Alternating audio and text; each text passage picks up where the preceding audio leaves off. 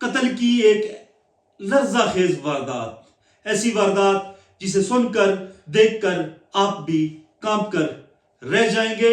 Lahore police کا ایک D S P بیٹی اور بیوی کو پوش لا کے ڈیفنس لے کر جاتا ہے اور ان کو کھانا کھلاتا ہے اور کھانے کے بعد دونوں کو قتل کر دیتا ہے۔ قتل کیوں ہوا، کیسے ہوا، انتہائی اہم ترین ویڈیو، اسے آخر تک دیکھنا نہ بھولیے گا۔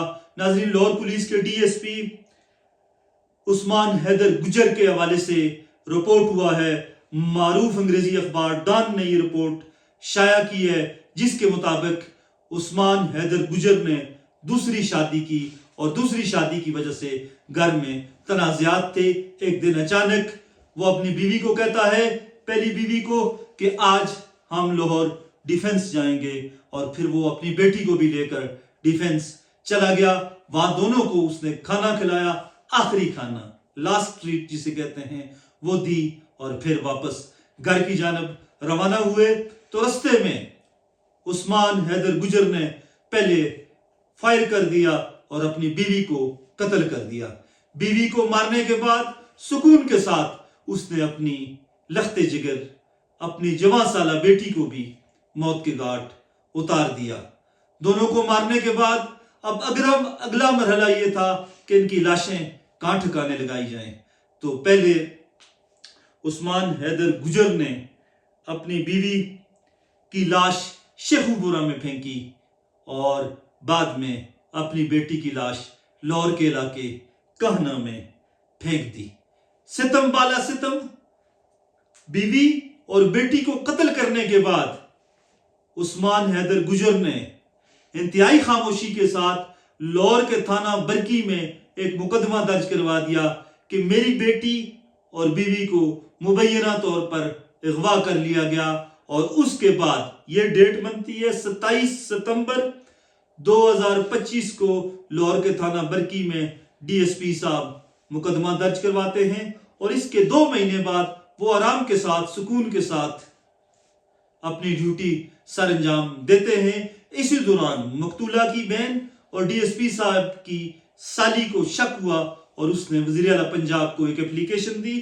اس اپلیکیشن کے علاوہ بھی پولیس تحقیقات کر رہی تھی کہ دونوں کو زمین کھا گئی یا آسماں کھا گیا، وہ دونوں ماں بیٹی کدھر گئیں۔ بہرحال پولیس کو شک ہوا تو ڈی ایس پی صاحب کو انہوں نے گرفتار کر لیا۔ اب یہاں پر کہانی مزید جو ہے وہ مزیدار ہوتی ہے، سنسنی خیز بنتی ہے۔ ڈی ایس پی صاحب نے دوسری شادی کر رکھی تھی، اور دوسری بیوی اور پہلی بیوی کے درمیان لڑائی یا جھگڑے معمول بن گئے تھے۔ تو ڈی ایس پی صاحب نے دوسری بیوی کی خاطر پہلی بیوی کو جب قتل کیا